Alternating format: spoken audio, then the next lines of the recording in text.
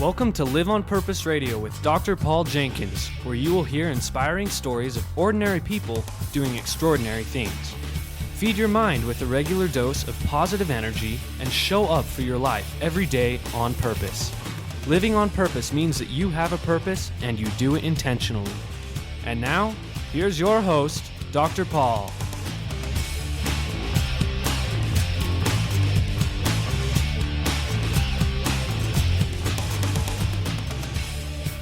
Hello everybody, welcome back to Live on Purpose Radio.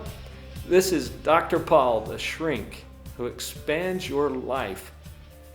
We're promoting pathological positivity again today, and I've got a purveyor of positivity with me, Kevin Hall. Welcome to Live on Purpose Radio. Thanks, Paul. I'm excited to be here. Very excited. I am excited to have you with me. I've been reading your book, and folks, Kevin is the author of an amazing little book called Aspire, Discovering Your Purpose Through the Power of Words. And I think we'll get into some of what that means today as we're having this conversation, Kevin. But this, as I started reading into this book, I was just sharing with you before the show that I was making some connections. Some of our listeners will remember that I had Gary Lee Price come on the show, and you know Gary. He told me about a trip that you talk about in the first part of your book. Can you just give us a quick little summary of what that is? It's a fun trip to go to Vienna, Austria, and spend some time with Viktor Frankl's family.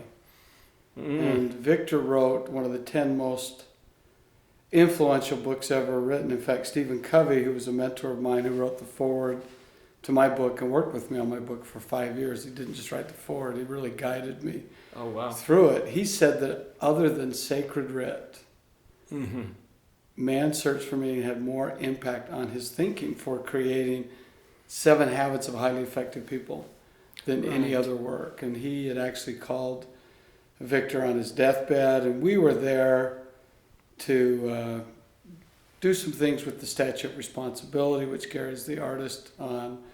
But it was an amazing trip. And that's when I discovered one of his seminal quotes. In fact, it's the second most underlined section of my book. So you have it on an iPad, you go to underline it, and it'll say this is the first most highlighted section, this is the second, third. It's kind of crazy that you can do that. But you have Viktor's statement that he writes from his book, Man's Search for Meaning, that everything can be taken from a man but one thing. The last of human freedoms. The last of the human freedoms. You would have that inside out as a psychologist, to choose one's attitude in any given set of circumstances, to choose one's own way. So that's really important in what I do when you're talking about purpose, when you're talking about path, you're talking about following your passion. We do really have a gift of choice, and it's up to us to decide what we're going to do with that. And some people want it, and some people don't. I hope you want it, because it can make a huge difference. That's a pretty remarkable statement, by the way, when you understand that Viktor was prisoner 119104. I mean, he lost everything. Right. He couldn't even be called Viktor anymore. And you'll often discover your greatest gifts, your greatest sense of fulfillment and abundance, most often, not like 50% of the time or 70% of the time, but 9 out of 10 times, 95% of the time, you'll discover your greatest joy, your greatest sense of abundance after your biggest failure, biggest setback, biggest disappointment. And Viktor is definitely an example of that. And to write those words when he's being whipped at, cursed at, woken up every hour in the night, laying on a bunk with 4 or 5 other men so that they'd be sleep deprived, and to be able to say, hey, you take away anything from me. He knows. They tore his manuscript up in front of him. They laughed at him. His father died in his arms. He lost everything, but then he could make that statement. So that's why we're there, to visit with his family. And that's when I discovered a word that changed my life. I think you're probably going to share that word with us. I hope that you do. Yeah, we can do that now, or we can do it later. But it is a word that I'm a word nerd. I take words with the origin of the word. This word is from India, and I was just in India in November and spent about 10 days there. This is from their sacred writ, and it came from meeting a storekeeper by the name of Praveen Cherkori. His mother marched with Gandhi.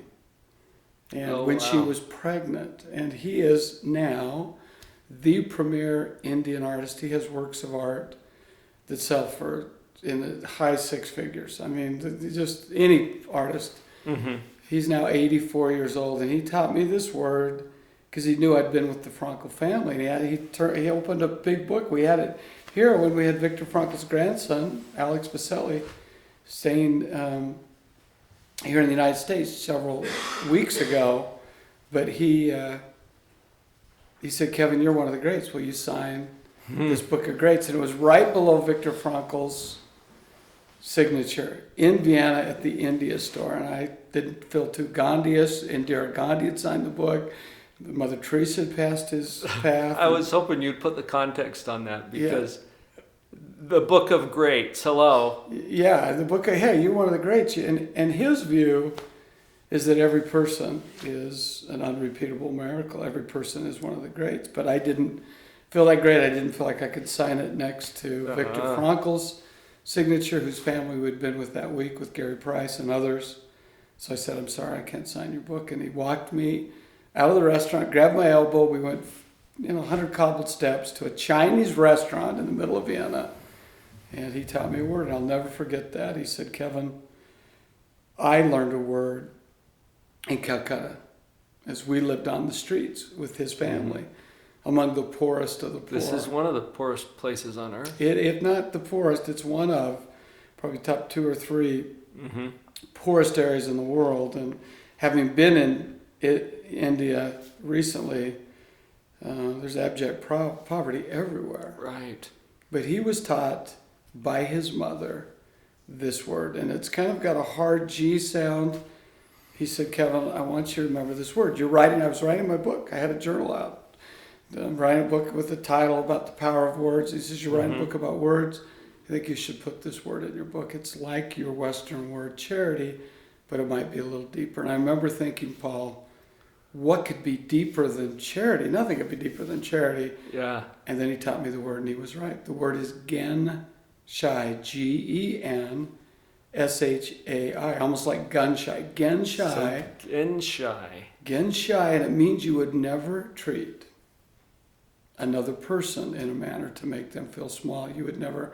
And he came around to the side of the table while we were eating, and he said, "If I were to pass a beggar in the street and I just casually tossed them a coin, my mother would grab my ear and pull me back and say, 'That's not Genshai.' But if I got on my knees and I looked them in the eye, when I reached into my pocket Get where they are. and got on their level, that coin became love." So you don't treat anybody small. You don't let somebody treat you small, but above all, and that's where the magic happens, you don't treat yourself small.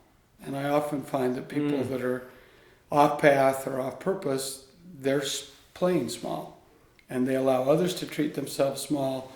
And it was a lesson I'll never forget as long as I live. And it's changed the direction of my life. A powerful, powerful message. Starting with yourself. And I don't know that you have to start with yourself, but wow, that's a powerful realization when you realize, hey, I have a relationship here with myself. How am I treating myself? Because that will be reflected in how you treat other people. You just said it. You see, I don't see the world as it is. I see the world as I see myself. And the way I treat myself, it reflects in the way that I treat others. My wife and I just watched Cinderella last night. And incredible message in it. And my wife's like, "I think the writer read your book." And I said, "No, there are just principles of truth that are just true. Truth is truth. Timeless principles. Timeless principles." I don't want to give it away if you haven't seen the movie, but go see it. And read the book. Because at the end, she's standing with her prince, and she says, I don't like portraits of myself." And he said, be kind to yourself, princess. Be kind to yourself. And so sometimes, how do I talk to myself? If I talk to you, I remember coaching Dave Blanchard, the CEO of the Augmendino Group, and we'd often say to each other, as he would be working with clients that he was coaching, and he sought me out as a coach, we would ask them, if I talk to you the way you talk to yourself, would we still be friends? And the answer 90% of the time was no. Probably not. Just being kinder to yourself, more forgiving of yourself, that's, I think, the start. Because from your background, as William James said, all meaningful and lasting change, it starts on the inside. Stephen Covey called those private victories, not public victories, so it's kind of an inside-out scenario. And Genshai starts inside. Genshai. So do you have a practical application that you could share with us today? How does this show up in life? What do we do with this? You can't have a negative thought, Paul, and a positive thought in your head at the same time, right? I mean, it's one or the other. So you need to replace, we can choose, we have this gift of choice. We've shared Dr. Frankl's quote about everything can be taken from someone but the ability to choose one's attitude. So we all have fear, and we could be fearful, we can have scarcity come in, we can have certain doubts. And our mind isn't here to make us happy or healthy or wealthy. It's here to keep us alive. And that's why the negativity sells. Because, I got to be aware of that. Oh, look what happened with that accident. Oh, look what happened over here. That's why we use affirmations. So I love affirmations. So a practical way to use Genshai is to use affirmations that teach you that. And anything that follows I am, there are a lot of affirmations. Yeah. Whatever follows I am, follows. I am is a sacred salutation. It's in sacred writ. It's the beginning from the end. I am worthy. Let's say you have a negative thought. You're starting out your day. You say, I don't think I'm enough. And you instantly say, hey, I'm worthy.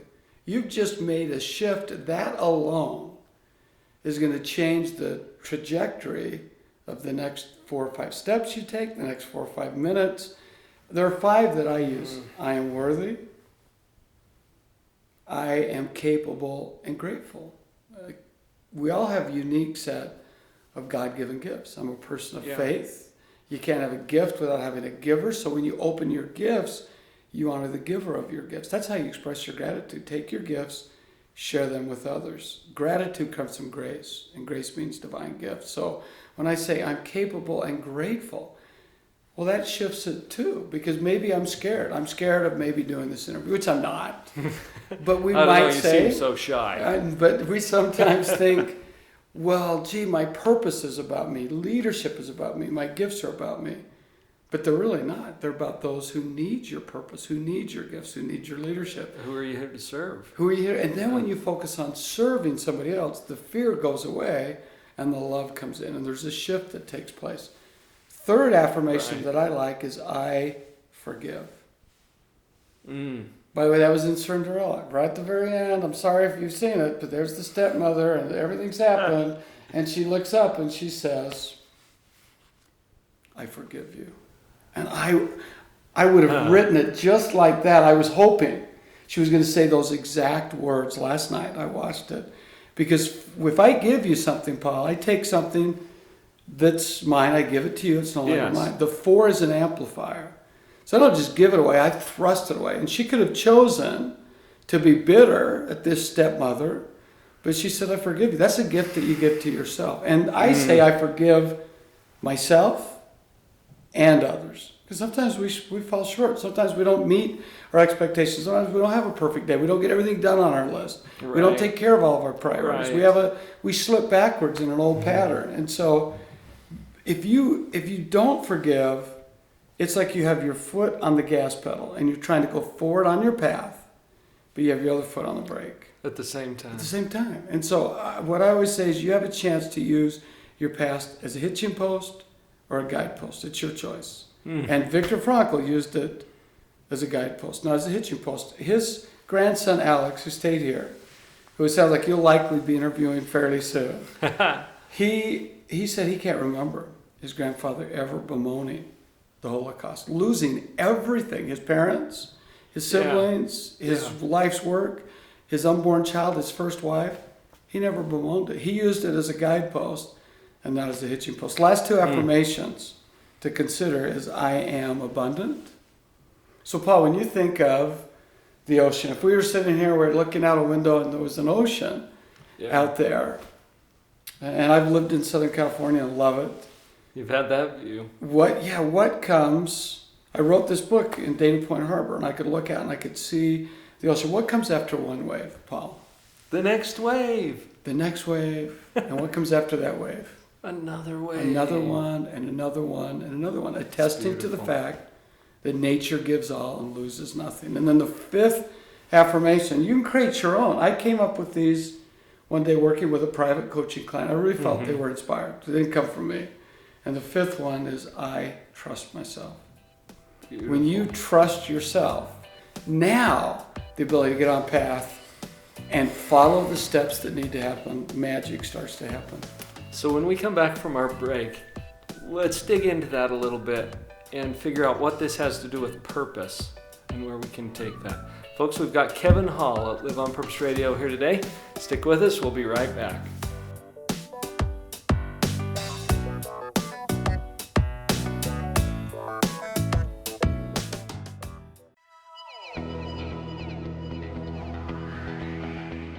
Thank you for listening to Live on Purpose Radio. We're so glad to have you here. Please come by the website, drpauljenkins.com, spelled with a D-R, drpauljenkins.com. On the website, you'll have an opportunity to receive a free download. And while you're there, make sure you click on the social media icons. Come over to Facebook, where we will be posting these episodes as well as our YouTube videos and other content and announcements for you to share. Please like us, comment, subscribe, join the conversation. We're happy to have you with us here at Live on Purpose Radio. Let's all support each other to live on purpose. drpauljenkins.com.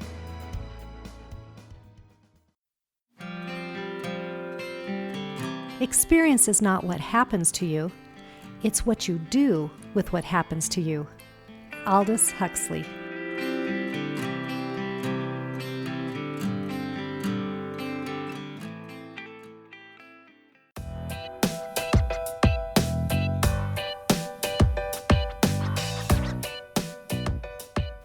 So Kevin, before the break, you told us about some affirmations that you use. This is a very practical way to begin practicing this principle of Genshai, a new word possibly for many of you listeners. That's actually the first chapter in your book, I think. We call it the secret word.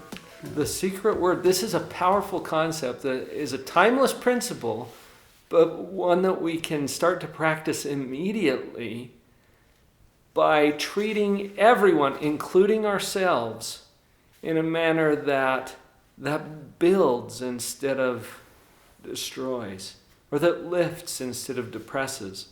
So give the definition again. Genshai means that you would never treat another person in a manner that would make them feel small, including yourself. Including yourself. And that's where that powerful start comes from, because that affects how you show up with everyone else. It does, and words are they're like passwords. They really unlock power. They open the door. That one word, Genshai, that opens the door to incredible opportunities. Now, your work is a lot on purpose, as mine is, and that's why there's this synergy when you get on path and on purpose. And let's talk about how we do that. When you get on path and on purpose, you'll meet people who've been waiting on your path all along. They were just waiting for you to show up and to get on path. And that isn't a soundbite or just something to write in a book. It's real.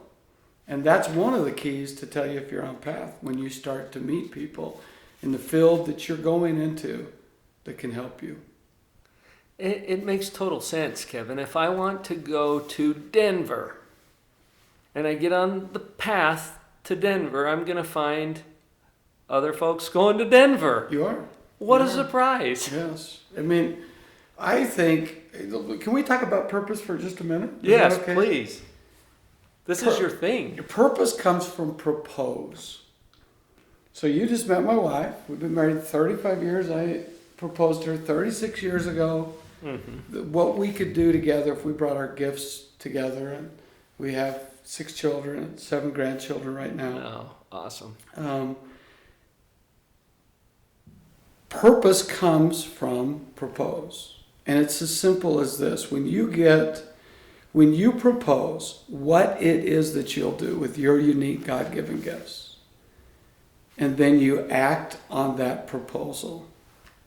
The minute you take action, that's the moment you get on path and on purpose. It doesn't have to be any more complicated than that. Now, there's some levels to that, but I have a set of gifts. I was given these gifts for a reason. Let me open my gifts, serve others with them. Here's what I'm going to propose to do with the unique gifts that I have. In a forest, it's been said of 100,000 trees, no 2 leaves are alike. So we're as unique as the path that we walk. We really are the 7.5 billion people on the planet today. Every person is an unrepeatable miracle. And pathfinders that get on path, they do 3 or 4 things that are pretty unique. Similarities, obviously. We're all part of the same family. Yeah. But you've used this phrase a couple of times, unrepeatable miracles. That there is no other person on the face of this planet that has exactly the same package that you do, Right. or that I do, or anyone else. And there's a reason for that. There's a purpose for that. There is. And that's probably the number one key for pathfinders. Leader, L-E-A means path, D-E-R means finder. So leader in Old Germanic and Indo-European is a pathfinder. They're the person that sees the path that'll sustain their life as they're trying to find the game to sustain life. But the number one thing I've seen pathfinders do, they recognize and embrace their natural gifts. So we can look outside and you can see a hawk flying. Yeah. Well, hawk doesn't work. Sometimes you look up, we've heard it said nature works, but nature doesn't work. That hawk is doing what it's meant to do. But sometimes it kind of gets knocked out of us. It can be the educational system, it can be our peer group, it can be bad mentors, it can be parents. We're told to be more like Peter. Paul, hey Paul, why don't you be more like Peter? Kevin, why don't you be more like Kenny? You could be named Stephen, why don't you be more like Sean? You need to be more like you. If I want to be free, I've got to be me.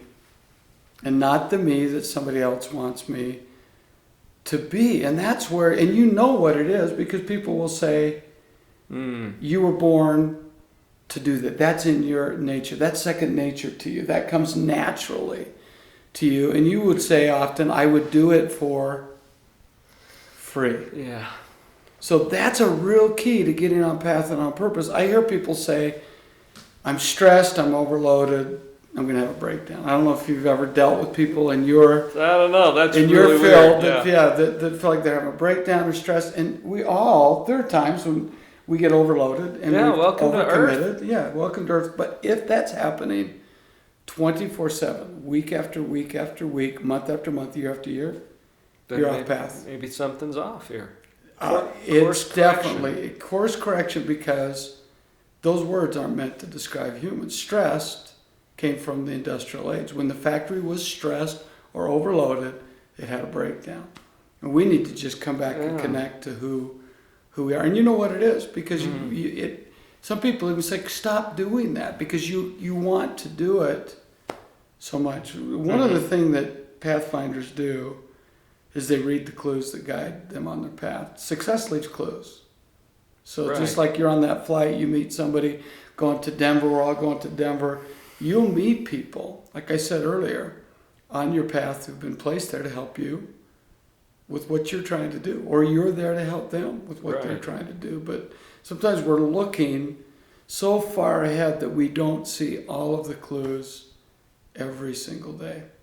that are guiding us on our path. It's almost like we brush them off as annoyances sometimes. Yeah.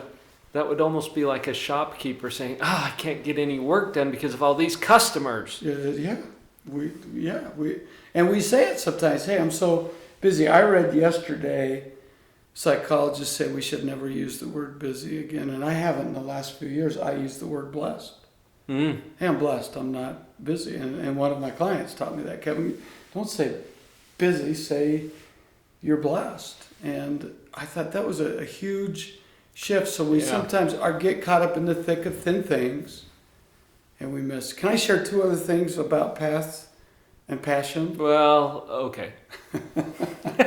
Yeah, I'm thrilled. Go for it. Pathfinders are very clear about where they're going. You could never end up somewhere if you didn't know where you're going. So clarity is, Thoreau taught, it empowers. So just having that clear picture of where do I want to go with my life, even if I can't see exactly every little step how to get there. And in fact, if you have every step, you're probably not thinking big enough. But the clarity, get there. And then 4, they're willing to make sacrifices. Passion, people say, well, it's love. Hey, I do what I love. Passion comes from the 12th century, from Christian scholars, and it means you're willing to suffer for what you love. This will come out here right now around April. If you were in Europe right now, in Western Europe, and you attended a passion play, you'd watch the sacred reenactment of someone who said, I'm willing to suffer for what I love. And Viktor Frankl from Judaism said, what is to give light must endure burning. So people that are on path, it's not always easy. A great writer, a great artist, a psychologist. It took me 5 years to write Aspire. Yeah. But it was painfully sweet because I was willing to make the sacrifices, and just one person will reach out, send me a message, say, I read your book. This thought made me do this differently. I had a woman come up to me this weekend and said, I gave your book to my son. He was off path a little bit. Thank you very much. And this was a wonderful writer. She gave me 2 of her books. I thanked her for her books. But being willing, are we really willing to suffer for what we love? Not just go after what we love, but there will be a price that's exacted. And everyone who's ever found their path and their purpose is willing to pay that price.